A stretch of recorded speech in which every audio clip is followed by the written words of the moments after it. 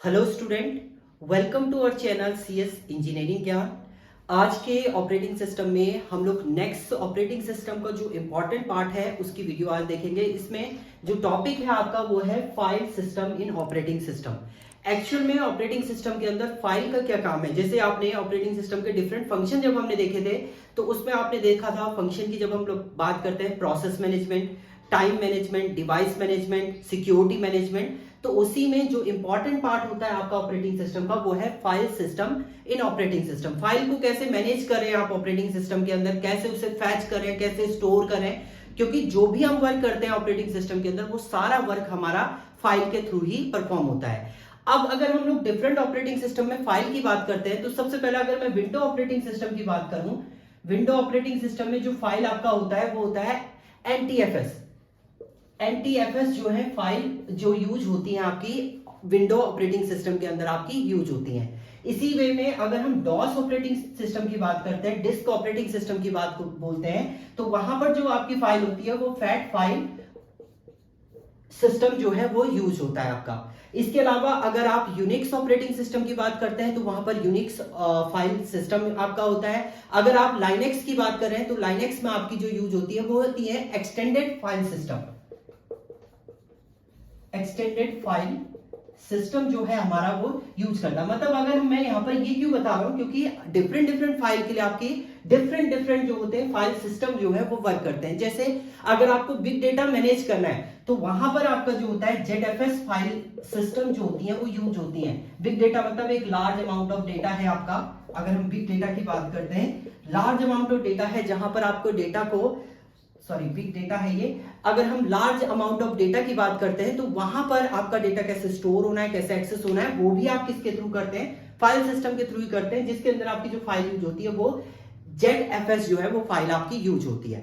अब हम लोग फाइल की बात करें, ये तो आपकी डिफरेंट ऑपरेटिंग सिस्टम या हम लोग विंडो लाइनेक्स ऑपरेटिंग सिस्टम में डिफरेंट फाइल की हम लोग बात करते हैं। अब जब भी हम लोग फाइल की बात करते हैं, जो भी आपको वर्क करना होता है, अब देखिए जब हम लोग सिस्टम पे काम करते हैं, आप कोई भी ऑपरेटिंग सिस्टम या अपने सिस्टम पे काम कर रहे हो या आप लैपटॉप पे काम कर रहे हैं, डेस्कटॉप पे कर रहे हैं, किसी भी सिस्टम पे आप वर्क करें तो सारा वर्क आपका फाइल पे होता है। अब वो फाइल आपकी डॉक से रिलेटेड हो, डॉक फाइल है, जेपीजी फाइल है, एमपीजी फाइल है, आपकी एक्सएमएल की फाइल है या आपका कोई भी है, तो सारी आपकी क्या होती है, फाइल होती है। इन्हीं फाइल को क्या करना है, मैनेज करना है, कहां ये स्टोर होंगी, कैसे वो एक्सेस होगी, वो सारा ऑपरेशन आपका कौन करता है, फाइल सिस्टम ही परफॉर्म करता है। वो वर्क आपका ऑपरेटिंग सिस्टम करेगा किसके थ्रू, फाइल सिस्टम के थ्रू।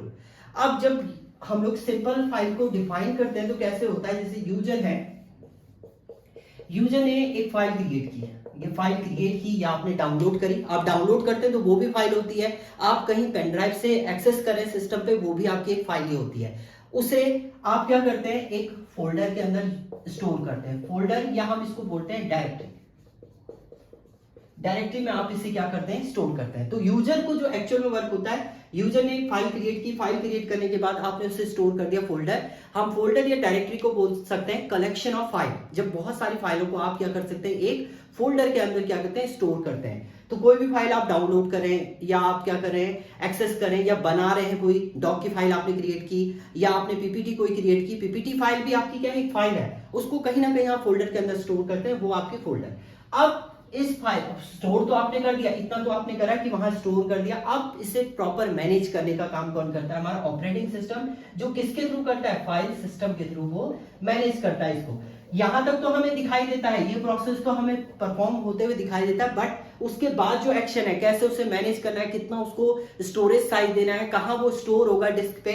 जैसे आप मान लीजिए अगर हम डिस्क की बात करते हैं, ये एक डिस्क है, इसमें बहुत सारे आपके क्या होते हैं, ये ट्रैक है, इसमें सेक्टर होते हैं।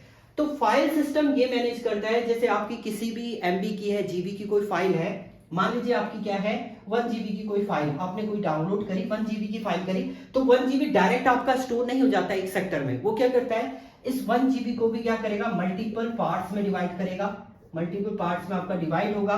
उसके बाद ये आपकी क्या होती है, मैपिंग होगी इसकी। मैपिंग होने के बाद वो एक सेक्टर में जो उसका पार्ट, कुछ पार्ट है वो एक सेक्टर में आपका स्टोर होगा। इस टाइप से क्या होता है, आपका फाइल जो है वो सेक्टर के अंदर क्या होते हैं, स्टोर होते हैं। तो ये सारा प्रोसेस आपका मैनेजमेंट, फाइल को कैसे स्टोर करना है, कैसे फैच करना है, कैसे आपको स्टोर करना है, वो सब आपका परफॉर्म करता है कौन? Operating system. किसके थ्रू? फाइल मैनेजमेंट सिस्टम के थ्रू। जैसे हम लोग अगर डेटाबेस की बात करते हैं तो डेटाबेस में आपका स्टोरेज होता है, डेटा को स्टोर करना है, एक्सेस करना है। वही काम आपका सिस्टम पे कोई फाइल क्रिएट करनी है, किसी फाइल को कहां स्टोर करना है, कैसे उसको एक्सेस करना है, वो सारा काम आपका किसके थ्रू होता है? फाइल मैनेजमेंट के थ्रू होता है। और कौन करता है उसको? ऑपरेटिंग सिस्टम ही आपका मैनेज करता है। इसके अलावा जैसे अगर आप डेटाबेस में बात करते हैं, बहुत सारे एट्रीब्यूट होते हैं, वैसे ही आपके फाइल के भी बहुत सारे एट्रीब्यूट होते हैं और फाइल के भी बहुत सारे ऑपरेशन होते हैं। नेक्स्ट ट्यूटोरियल में हम लोग यही देखेंगे कि फाइल के कौन कौन से एट्रीब्यूट होते हैं, कौन कौन से आपके ऑपरेशन होते हैं फाइल के। Thank you student.